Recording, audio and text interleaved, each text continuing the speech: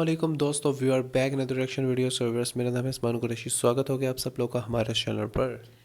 और मेरा नाम है ज़या मानी। तो कैसे हैं आप सब? जो आपको पता है, मैं हमेशा इतना खुश क्यों होता हूँ जो वीडियो बनाता हूँ, क्यों होते क्योंकि हैं? जब असदुद्दीन अवैसी साहब की वीडियो आती है तो चेहरे पे एक अलग सी मुस्कान आ जाती है क्या यार। बात है, मैंने सोचा शायद मेरा साथ होने से आप पर अलग सी चमक सी और स्माइल सी आ ये जाती कुछ ज़्यादा ही हो गया वैसे। है। तो हाँ व्यूअर्स, ये आज की वीडियो बहुत ज़बरदस्त होने वाली है। असदुद्दीन अवैसी साहब का इंटरव्यू है, ठीक है, Owaisi on Bihar election.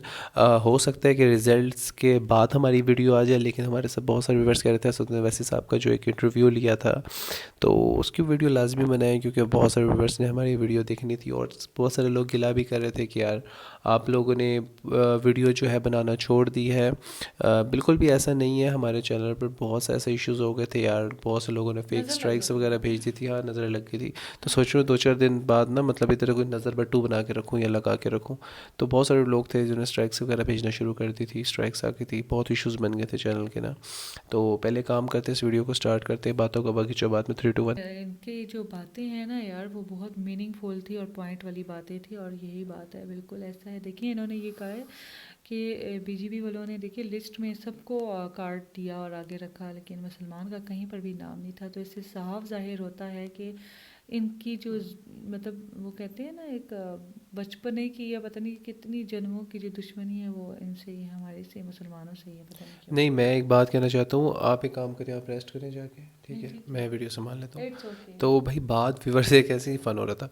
Seriously, मतलब बात आप ये देखें कि उन्होंने सबको टिकट दिया है, ठीक है। मतलब नीतीश कुमार रेड्डी की बात करें या किसी की भी बात करें, तेजस्वी की बात करें, मतलब हर बंदे को बीजेपी एक वो कहते हैं उसका कार्ड देने को तैयार है, ठीक है। लेकिन मसला ये है कि किसी भी अगर संविधान तो सबको इजाज़त देता है ना, ठीक है। अगर हम बिल्कुल संविधान की ऐसा बात है करें वो तो सबको संविधान। इजाज़त देता है।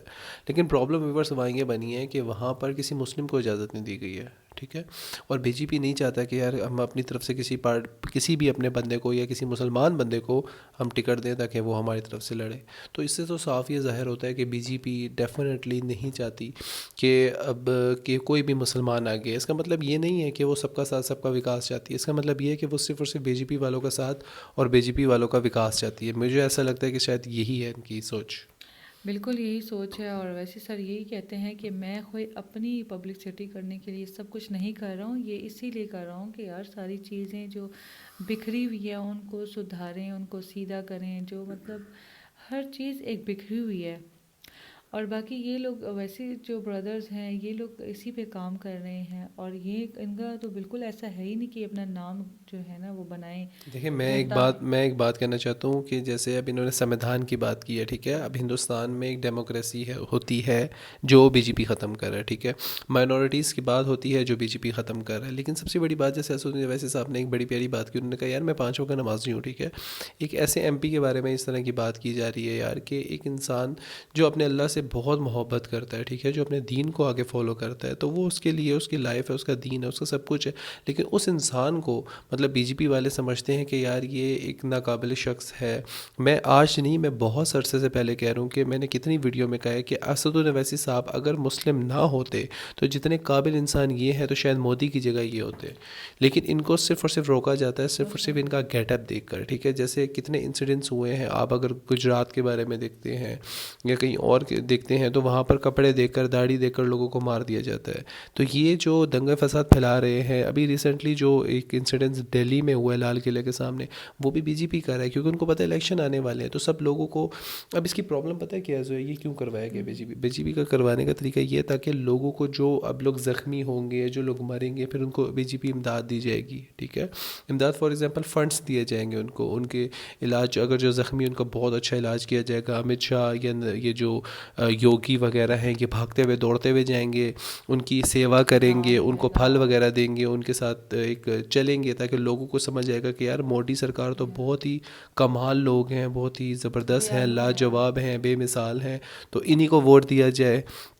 लेकिन मसला ये है कि इस हकीकत कुछ और है। जो अनभक्त हैं वो तो डेफ़िनेटली उन्हीं को वोट देंगे, लेकिन जो कुछ पढ़े लिखे हैं, जो कुछ समझदार हैं, कुछ कुछ समझते हैं, तो डेफ़िनेटली वो अपने आप को समझाएंगे, बचाएंगे और इन बातों पर अमल करेंगे। क्योंकि देखें, सबसे बड़ी साजिश यही है कि जब विधायत में, जब संविधान में जब ये वोट कास्टिंग की बात होती है या कोई भी इस तरह के मामला होते हैं, तो बीजेपी कोई ना कुछ कर जाता है। ये सबसे बड़ी हमें मिसाल मिलती है जो है पुलवामा का अटैक जो किया था, ठीक है, 2019 की बात है ये। और वह सारा का सारा कसूर डाला था दूसरे मुल्क में। लेकिन प्रॉब्लम ये थी कि आपके मुल्क में ये इंसिडेंट्स होते किस तरह हैं, आते कहाँ से, और जी वहाँ से आ जाते हैं, आप लोग सोए हुए होते हैं, आपके बॉर्डर ख़त्म हुए हुए होते हैं, आपके बॉर्डर के दरवाजे खुले हुए होते हैं, फ़िज़ा से आ रहे हैं, ज़मीन के अंदर से आ रहे हैं, आपको कुछ नहीं पता चलता। ये सारी की सारी जो मेरी भगत है, ये मोदी सरकार के ऊपर है। और अगर आज हम देखे जाएँ तो लाल किले की अगर हम बात देते हैं तो इतनी सिक्योरिटी टफ रखी हुई है इन्होंने बॉर्डर के ऊपर अमित शाह सर साहब को दी हुई है, इतनी टफ सिक्योरिटी। लेकिन उसके बावजूद भी इस तरह के इंसिडेंट्स होते हैं, तो उसका मतलब ये है कि बॉर्डर से नहीं आया। अमित शाह सर साहब जो हैं, इन्हीं की बड़ी एक महारत है, जैसे मैंने अपनी वीडियो में बता दिया है कि बिल्कुल हमदर्दी लेने के लिए, लोगों से वोट लेने के लिए ये काम करेंगे, इंसिडेंट्स करेंगे। लोग कहेंगे यार हमारी जो बीजेपी है उनके होते हुए कुछ नहीं हो सकता, हमारा वोट बीजेपी को होगा। और आप देख लीजिएगा व्यूअर, जिस तरह अभी अभी हमने एक वीडियो देखी थी कि पता नहीं कितनी हज़ार किलो मिठाइयाँ बन रही हैं, उनको पता है कि बीजेपी का हमारा बंदा जीतेगा। इसका मतलब यही है व्यूअर्स कि उन्होंने अपना बंदा बिठा लिया है, उन्होंने वोट ख़रीद लिए हैं या उन्होंने वोट चोरी कर लिए हैं। आगे उन्होंने इलेक्शन में, ये मेरी वीडियो शायद इलेक्शन के रिज़ल्ट के बाद है, लेकिन मैं भी से कहना चाहता हूँ कि मुझे ऐसा फ़ील हो रहा है कि जिस तरह अनभक्त हैं, जिस तरह की बीजेपी की सरकार चल रही है, तो वोट डालना ना डालना कोई फ़ायदा नहीं है। इन्होंने वोट चोरी करने थे, चोरी करने और हमेशा चोरी करते रहेंगे। मेरी राय यही है। क्योंकि इतनी मिठाइयाँ कहाँ जाएंगी, मुझे तो ये समझ नहीं आ रहा। अगर ऐसा हुआ तो इतने कॉन्फिडेंस से उन्होंने जो मिठाइयाँ बनाई हैं और इतने कॉन्फिडेंस के साथ वो कह रहे हैं कि यार 3 दिन से ये लगातार तैयारियां चल रही हैं, और क्यों चल रही हैं, वो इसीलिए चल आपकी रही मैं हैं। बातें काट रहा हूँ, मुझे बड़ी ज़बरदस्त हाँ। असदुद्दीन अवैसी साहब की बात लगी। उन्होंने कहा कि जो राहुल कंवाल साहब हैं, ठीक है, इन्होंने कहा कि यार आप अगर संविधान में आते हैं और अपने एक सरकार बनाते हैं, तो आप सबसे पहले क्या करेंगे। देखिए, मोदी सरकार सबसे पहले क्या करता है कि गौ रक्षक बनाता है, ठीक है, अनभक्त बनाता है। गौ रक्षक क्या होते हैं, वो जगह जगह मुसलमानों को मारना शुरू कर देते हैं, यार इसने गाय का गोश्त खाया। अनभक्त क्या होते हैं, जो किसी की सुनते ही नहीं है, बस वो कहते हैं बस ठीक है जी, दो कौमी नज़रिया है, हिंदू मुस्लिम, हिंदू मुस्लिम, हिंदू मुस्लिम, दैट्स इट, ठीक है। इन्होंने क्या बात की, उन्होंने कहा कि यार हम सबसे पहले एजुकेशन को लॉन्च करेंगे, एजुकेशन को आगे करेंगे, प्राइमरी से हाई स्कूल से यूनिवर्सिटी, इस चीज़ को हम मजबूत करेंगे। क्योंकि जब इंसान के अंदर एजुकेशन आती है ना, तो इंसान बहुत ही मजबूत बन जाता है, ताकतवर बन जाता है, समझदार बन जाता है, बहुत अच्छा इंसान बन जाता है। क्योंकि एजुकेशन जिसके अंदर है वो अनभक्त नहीं है, जिसके अंदर एजुकेशन नहीं है वो अनभक्त भी है और डेफिनेटली गौरक्षक भी है। बिल्कुल ऐसा एग्री, आपकी सारी बातों से एग्री करती हूँ, और आई होप कि हमारी जो ऑडियंस है वो भी एग्री करे बिल्कुल इस तरह से कि मतलब हम लोग समझ सकते हैं, बूझ सकते हैं, अकल रखते हैं, तो कुछ हमें तो पता होगा ना कि ये सब कुछ चल क्या रहा है, हो क्या रहा है। और कितने लोग कमेंट्स में ध्रुव की वीडियो उठा लें, आप देखें उनके कमेंट्स में, या इस तरह के बहुत सारी ऐसी वीडियोज़ हैं पे कमेंट्स में यही बोल रहे हैं कि जो सच है, हकीकत है, उसको दबाया जा रहा है। और अभी गोदी मीडिया इल्ज़ाम लगाएगा पाकिस्तान के अभी अब ऊपर मीडिया जो है वो या अपने दहशतगर्दों के टीआरपी ऊपर, के लिए कुछ भी बोल सकता है, कुछ भी और कर बहुत सकता कुछ है। अब करेगा। नफ़रत फैलाने अभी वाले तो देखिए अब कहाँ क्या कुछ छोड़ेंगे, होगा। नफ़रत फैलाने वाले तो कहेंगे कि अब हम तो उनको टॉपिक ख़त्म मिल कर गया ना। देंगे पाकिस्तान को या इंडिया को ख़त्म कर देंगे। ये अब नफ़रतें फैलती रहती हैं इनके ऊपर, क्योंकि सोशल मीडिया पे और मीडिया को बहुत से ऐसे चाहिए लोग क्या, हैं गोदी मीडिया वाले जो ये चीज़ें फैलाना चाहते हैं और फैलाते फैला हैं। रहे हैं। उनको टीआरपी चाहिए और लोग अनभक्त जैसे लोग हैं उनको टीआरपी दे रहे हैं और मज़ीद टीआरपी उनको मिलती जाती है। सो व्यूअर्स, आई होप आप लोग को वीडियो अच्छी लगी हो। वीडियो पसंद लाइक करो, शेयर करो, कुछ कहना चाहते हैं कमेंट सेक्शन बिल्कुल खाली है। अगर आप लोगों ने हमें पर्सनली डीएम करना है तो हम दोनों की इंस्टा आईडी इसमें बिल्कुल मेंशन है। मेंशन है। Stay with us.